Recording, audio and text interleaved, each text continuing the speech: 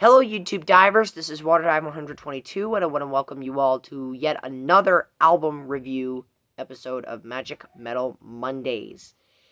This is going to be very, very, very interesting because we are returning back to Savatage.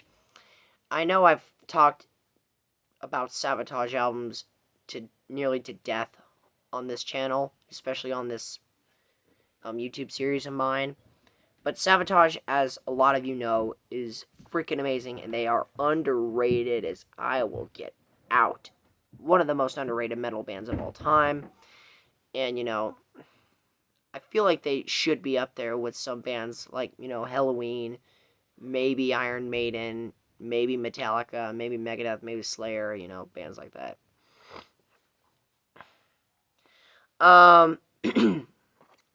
So, previously, I've talked about Hall of the Mountain King, Gutter Ballet, and Handful of Rain, and today we are going to be reviewing their 1985 album, Power of the Night.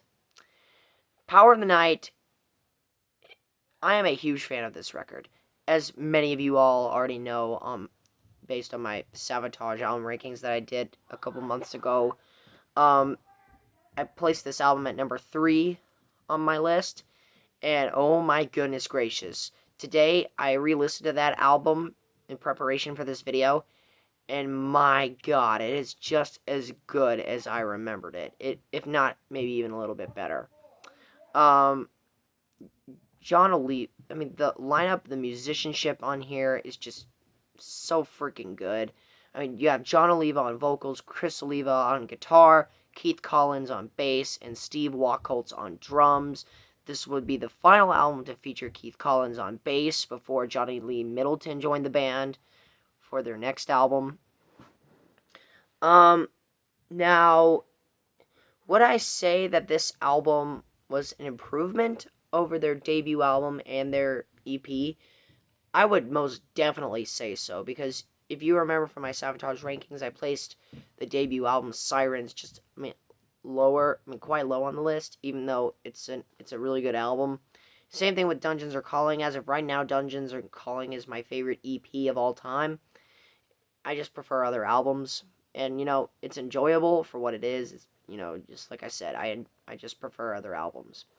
And Power of the Night is one of those albums, and we're going to find out why here in this review.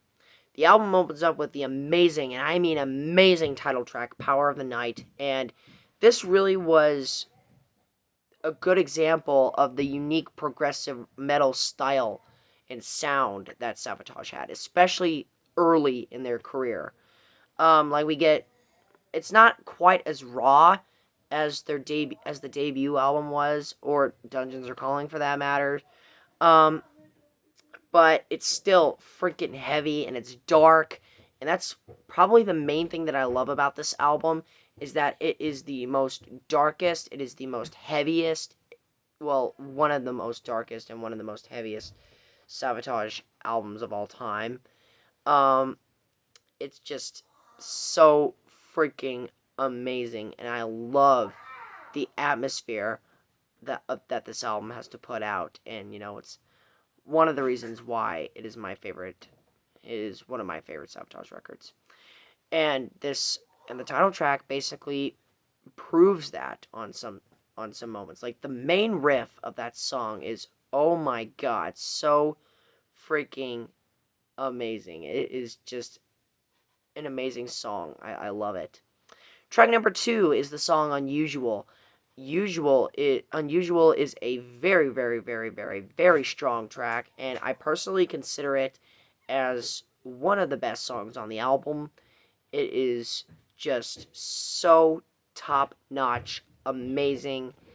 It is just, for one thing, it's suspenseful, it's somewhat insane in most parts, and it's, well, unusual, no pun intended. Now, we move on to track number 3, which is the song Warrior. Warrior is probably one of the most catchiest songs Savatage ever released.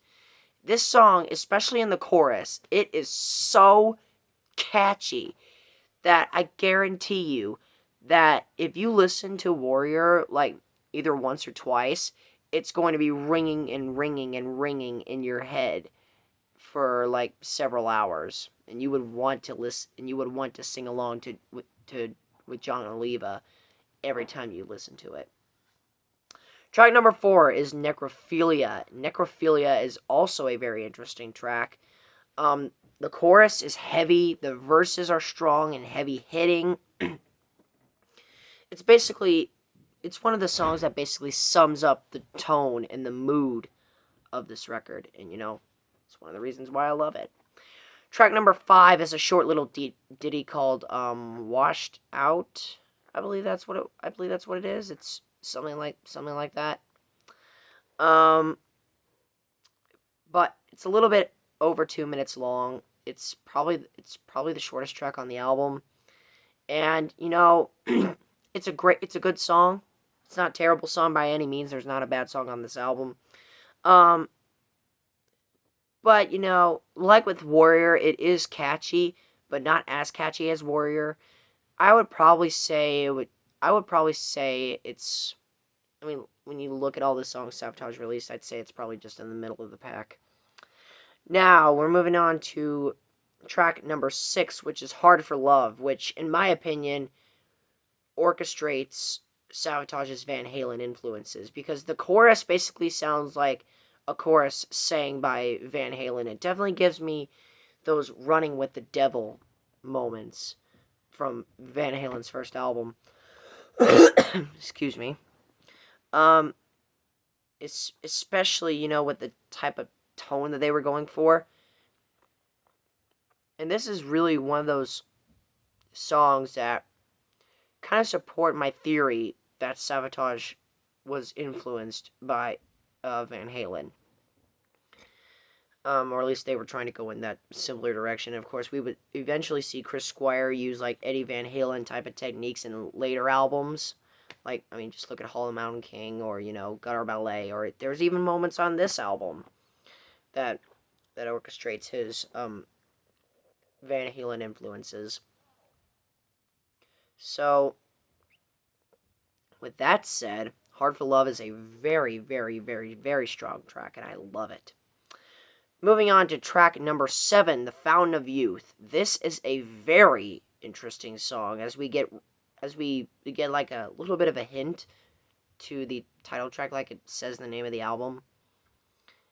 And, like it says the name of the album midway through the song, and I love it when they reference the name of the album in other songs. I mean, the name of the album or name of songs off of other albums. I mean, just look at the title track from Rush's "A Farewell to Kings." They reference "Closer to the Heart," which in my opinion was pretty interesting. And I've said this on my previous album review when I was talking about Tales from Topographic Oceans by Yes. They make certain musical references to side 1 and pretty much side 3, side 2, side 3, and side 4. And I noticed that was like something that a lot of progressive bands do. And I am one of those people that says that Savatage is a progressive metal band.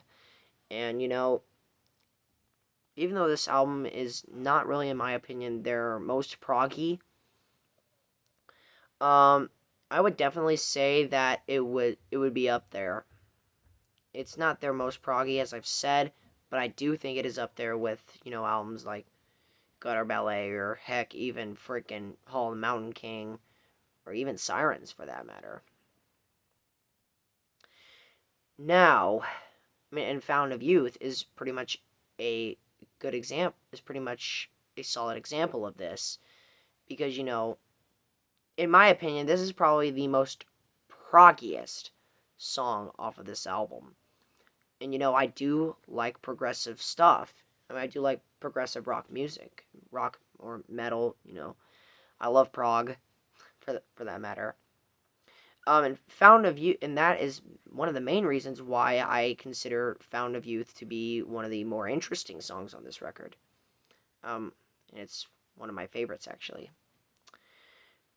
Now we move on to track number 8, which is Skull Session. And in my opinion, this is probably the heaviest song on the album. This song is so freaking heavy. I mean, it hits you harder than any other song on this album except for the title track. And Skull Session is probably in my top 5 favorite songs on this album. It's really close up there.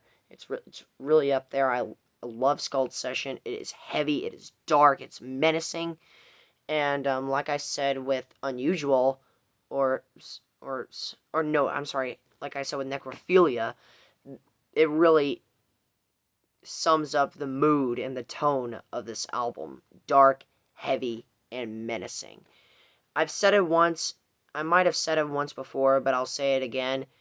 I like Savatage at their most dark, at their darkest and heaviest. And it's one of the reasons why I love Power of the Night.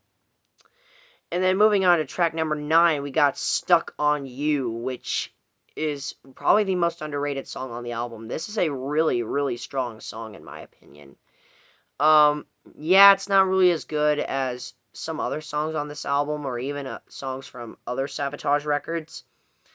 But it's a very strong song, and I think it fits this album perfectly. And then we have a very interesting song. So far, these first 9 songs have all been very dark and heavy and fast. And then this album ends with a ballad, a power ballad, In the Dream. And what makes the In the Dream so interesting is that it is the final song on this album, and it is a power ballad. Now, yeah, it is pretty dark, it is heavy, it can be menacing at times, but In the Dream is just such a freaking interesting, it's an amazing song, and I do think that it closes out the album in a variety type of way. And it would kind of be a foreshadowing of the band's next album, which would be Fight for the Rock, which is just it's really so in conclusion, this album gets a solid 9.5, no, excuse me, I'm sorry, 10 out of 10.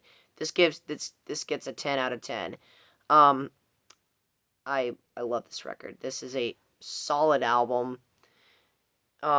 This is a great album to start with if you're just getting into Savatage, or maybe you can listen to all their albums in chronological order like I did for the first time that I listened to Savatage. But this was their second overall studio album. I mean, third studio release for that matter. This was their second studio album, so if you're listening to Savatage's records in a chronological timeline, then this will be one of the earlier albums that you will see. But oh my goodness gracious, this is a freaking amazing record, and it is such a treat to listen to. If you like progressive metal, if you like dark and you like heavy stuff, this is the album you need to check out from Savatage, because this album, along with Handful of Rain, is probably their darkest and most heaviest album. And like I've said throughout the video, it is the main reason why I absolutely adore Power of the Night. So, with that said, that concludes this edition of Magic Metal Mondays. Thank you so much for watching, my fellow YouTube divers. This is WaterDive122 signing out, ready to dive and more fun on YouTube. Thanks for watching.